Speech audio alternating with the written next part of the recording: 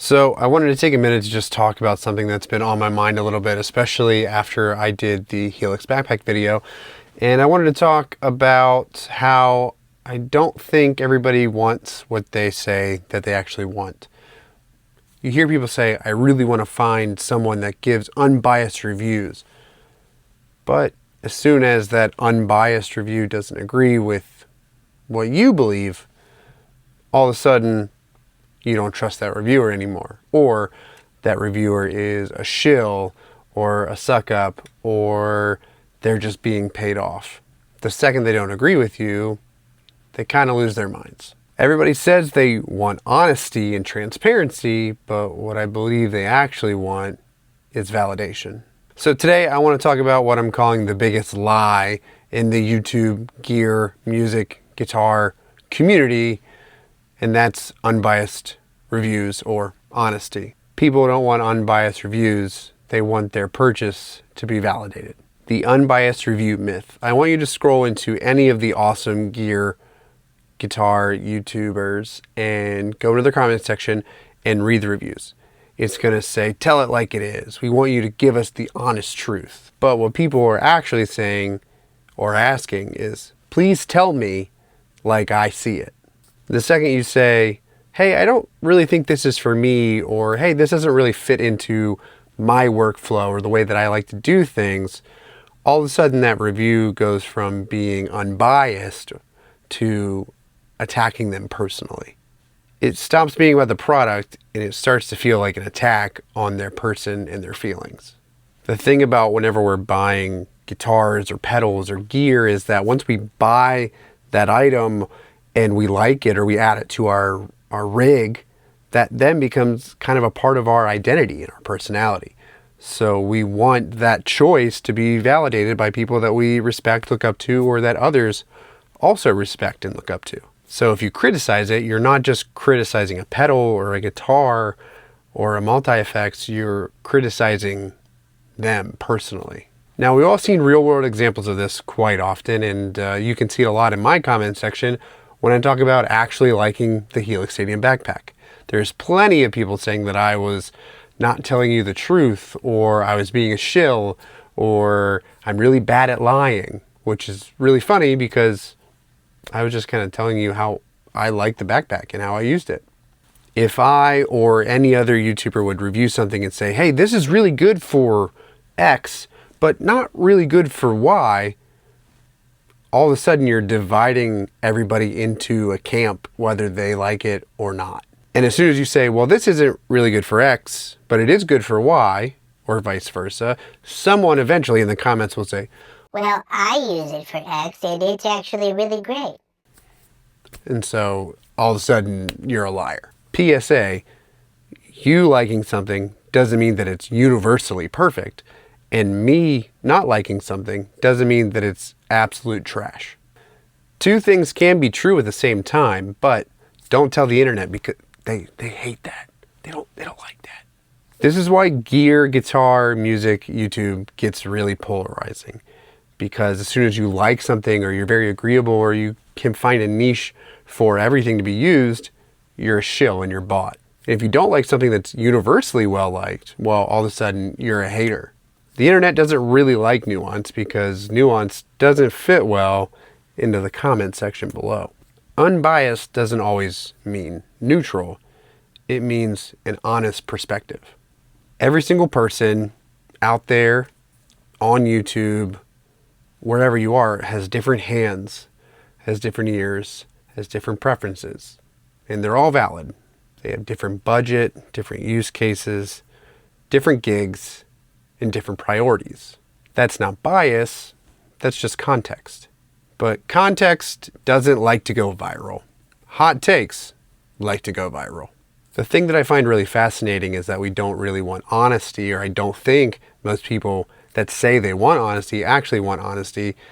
It's all based on confirmation bias. And if you don't know what confirmation bias is whenever you're looking for something to validate your already known opinion or thoughts on something because you want to feel better about yourself or about the decision you made. And you kind of ignore some of the things that are right in front of you or can be easily skipped over that you're like, well, that doesn't really matter because I kind of want this to be the thing. And that's just human nature. It's understandable, but we need to be honest about honesty. We're not actually searching for truth. We're searching for reassurance. We buy a thing, we watch all the YouTube videos, we watch all the reviews, and we're committed to this thing that we've put our hard-earned money into. We want that to be something that others don't find pointless or stupid or a waste. We want somebody to say, you made the right call. You did the right thing. Good job, sport. You know, things that my dad didn't tell me. And when we watch a review that changes that idea, it doesn't usually sit well with us. It doesn't feel like honest information. It feels like a personal attack. It feels like we messed up. It feels like regret is trying to sneak back in to the corner of our brain to make sure we know that we didn't do the right thing. So instead of processing it or thinking that maybe we made a mistake or we could have went a different route or maybe this isn't the most optimal play, we reject it. We argue with it. We wrestle with it. We don't want it to be true. We attack the reviewer or the messenger and go at them. Not because they're wrong or not because they're not giving their honest take, but because it threatens our comfortability. A thing I also want us to keep in mind is when myself or other YouTubers get a product for free, which I luckily do have my first channel sponsor coming here soon, which you'll be able to see. But I wanted to get this out beforehand to let you know how I'm going to approach it no matter what. When a YouTuber gets something for free, it does change the emotional framing of the video, even if they're being completely transparent and honest. Not because they're lying, not because they're paid off, not because they're trying to be a kiss up, but when you do get something for free, it changes your expectations just a little bit as compared to spending your hard-earned money on something. Free changes your expectations. See, if I buy, let's do this. So let me show you. See, I bought this PRS S2 Special last year with my hard-earned money. And when I was going over it and playing it, I'm being very hypercritical and looking for how I feel about this guitar because I spent my hard-earned money on it. If I was to get it for free and wanted to make a review, I would probably have the same opinion, but the framing does change a little bit, not only just for me slightly, but also for you, the viewer, knowing that, well, he spent over $2,000 on that guitar himself, or, hey, you know, they just sent that to him so he can kind of overlook the small stuff. When we spend our own money, we're hyper aware of every flaw and hyper aware of things that maybe we don't find preferential, because that flaw is something that you spent your hard-earned money on. So you see it a little clearer. Now, if a company sends me, instead of a $2,000 plus guitar, they send me a $200 guitar pedal, it's going to change my framing a little bit, not only because of the monetary value change, but because I didn't spend my money on that. So maybe I'm going to be able to find more use cases or not be as hypercritical because the value proposition has changed. See, with value proposition, if that's something you're not super familiar with, it's kind of why you should spend your money on that thing, or why you go to a higher end restaurant and you spend $100 a plate. Your expectations are significantly different than if you went to a regular chain or diner and you spent $15 on something. You might say the thing that was $15 was, oh man, that was amazing. And you go spend $100 on a plate. Arguably, that food could be significantly better, but because the value proposition is different, you're gonna go over that $100 plate with a fine-tooth comb as compared to the awesome $15 burger that you had somewhere else. A thing you'll hear a lot is, for the price, this is great. And for the price, that may be true. But when we start looking at different prices, that's gonna vary between everybody, because value and pricing is going to change between each person. What somebody may seem as, wow, that's really not that expensive, to somebody else could be like, I don't know if I'd ever be able to afford that. And that changes with every single person, different countries, different stages in life. buying some of the guitars I have now, whenever I was touring in college, I would have been dreaming of. I never would have thought I would have been able to have some of the guitars I have now.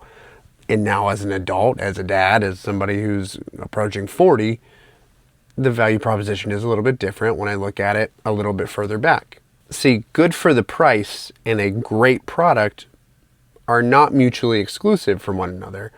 They both can be true, and they both can also, one be true and one not be true.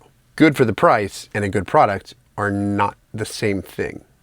Now, this doesn't mean that free gear reviews are fake or that someone's trying to mislead you. It just means that the expectations change just a little bit. This doesn't mean that free gear reviews or sponsored gear reviews are fake. Most creators, and I'll say most, and all the ones that I have talked to, are not trying to mislead you by any means. It just means that the framing can be a little bit different when you already have the product or you haven't spent the money on the product to get it to try and test it out.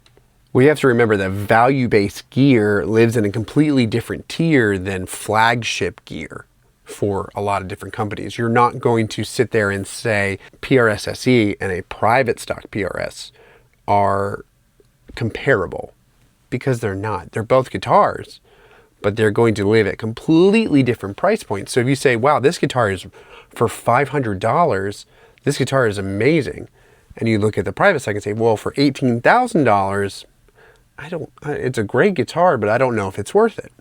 That's going to change based on everybody's situation. But I don't think anybody is going to sit there and tell you that the $500 guitar is a better guitar than the $18,000 guitar. Because if we all had a choice, we know which one we're going to take. This thing is insane for being under $200 is significantly different than this is worth the $5,000 that is on the tag. If you can't separate the two from each other between the value-based proposition and the investment proposition, you're gonna walk away disappointed, confused, and upset, or even a little pissed off. Also, if you only like to watch reviews that only agree with you, you're not really watching reviews, you're just watching what is canned validation, basically. Validation feels good, but it's a terrible way to make buying decisions. The thing that we really shouldn't be asking whenever we're watching reviews of our favorite YouTubers and gear reviews, or even my channel, for instance, you shouldn't ask, is it good? What you need to be asking for yourself is it good for me? Something that I do in my line of work every day, I'm a barber whenever I'm not on stage or behind a camera, is I like to pay attention to the things that people say they don't like more than the things that they say they do like. When someone comes to me and tells me that their last haircut, they really didn't like it, I want to know why they didn't like it. What was it about that last haircut that you didn't like? Those things that they didn't like are going to tell me a lot more than the things that they say that they want or they think that they will like. Knowing what they dislike already is already going to tell me what they like. And when it comes to gear and reviews, that's something that you should listen to as well. When a reviewer is telling you something and they say, well, this isn't why it doesn't work for me, or these are the things that I kind of don't like about it, listen to that more. And if those are things that you can live with or you don't find a problem with at all, then that product might be great for you. And maybe that's why that person didn't like it. It's significantly more revealing than listening to the things that they did like. Another thing is, if a piece of gear or something is polarizing, listen to both sides. Listen to why the people say they really hate the thing, and then listen to the reason why the others say that they love it.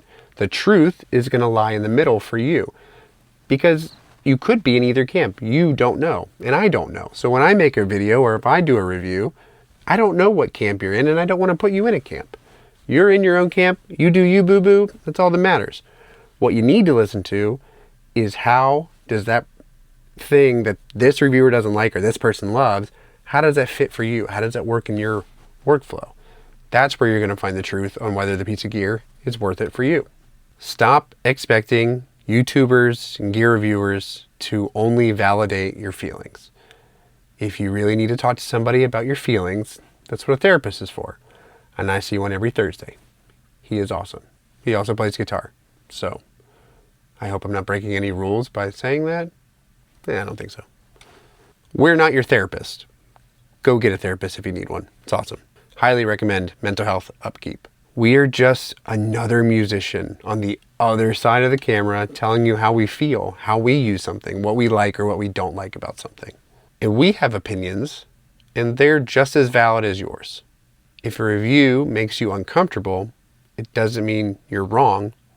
It's just challenging your decision.